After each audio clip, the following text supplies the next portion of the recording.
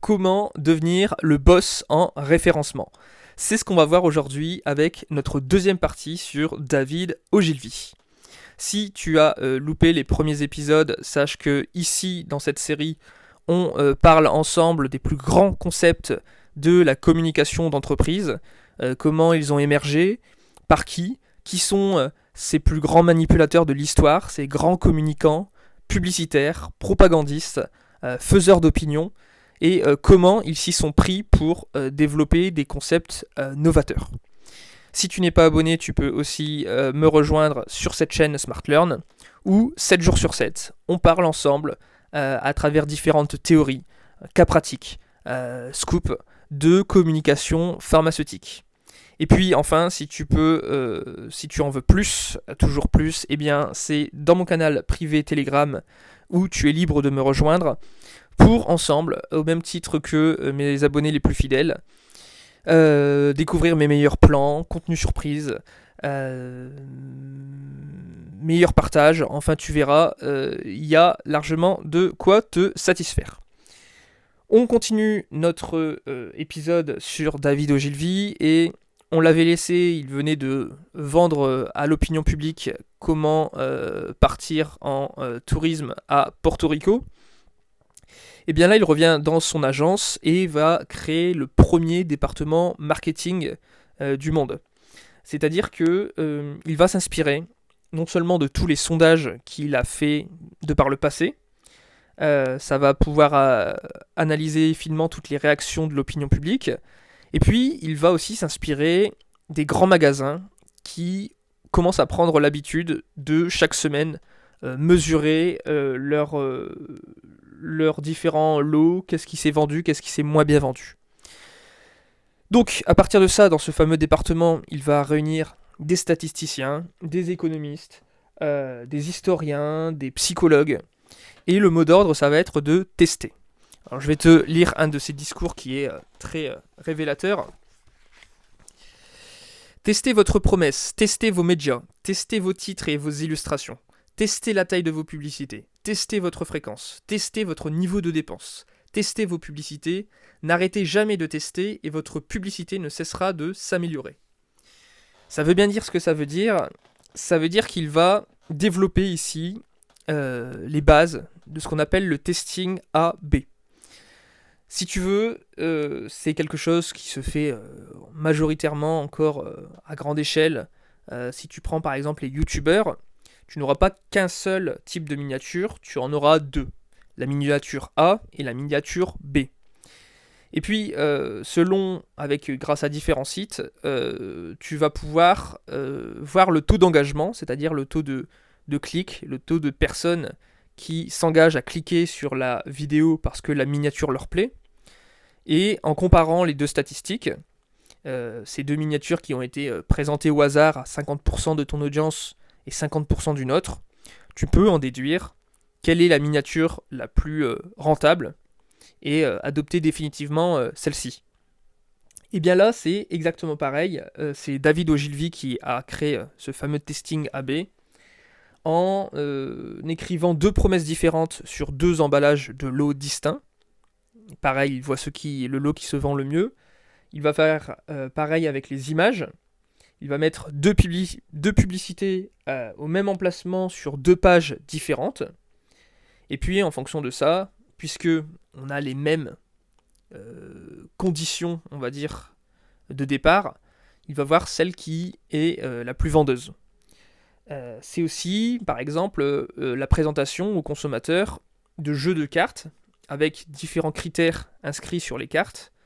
Et puis, le consommateur doit choisir les cartes avec les critères qui lui plaisent le plus pour choisir un produit. Est-ce qu'il va choisir davantage, dans telle circonstance, la carte du prix bas ou est-ce qu'il va choisir la qualité ? Est-ce qu'il va choisir la courte distance ou est-ce qu'il va choisir le fait que ça soit sponsorisé par une célébrité ? Tu vois, c'est comme ça, finalement, en testant, que on apprend à mieux connaître son audience, sa communauté. Et puis finalement, Ogilvy, ce que je t'avais noté et qui est important, c'est que c'est aussi l'un des premiers à créer ce qu'on appelle le référencement. Le référencement, c'est ce qui fait que les algorithmes te font monter en haut de la page Google en première page. Donc le référencement, c'est ce qui tape à l'œil, ce qui permet de te différencier dans le bon sens. Tu as par exemple l'utilisation d'un vocabulaire facile, c'est-à-dire que déjà à l'époque, Ogilvy avait remarqué que les mots nouveaux, gratuits, magiques, faciles, révolutionnaires, sensationnels, tout ça, ça a attiré beaucoup plus les curieux, et donc de ça va naître un peu les titres putaclic que l'on connaît aujourd'hui avec parfois le titre qui bénéficie de X minutes de réflexion, une demi-heure de réflexion, alors que l'article finalement, lui, va être complètement bâclé. Pourquoi ? Parce que les articles de maintenant, ce qui compte, c'est que tu cliques dessus. C'est pas tellement que tu les lises en entier. Donc voilà. C'est aussi finalement la méthode KISS que Ogilvy va créer. KISS, ça veut dire quoi ? Ça signifie Keep It Simple, Stupid.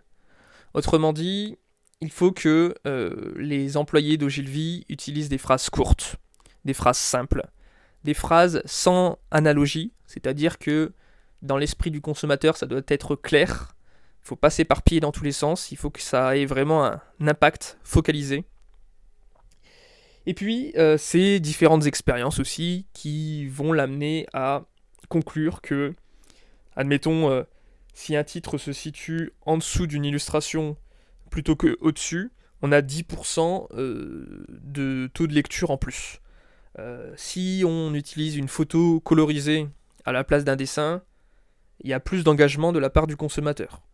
Si on utilise des histoires, des témoignages d'autres consommateurs, voire parfois des experts qui interviennent, là c'est une explosion du taux de vente.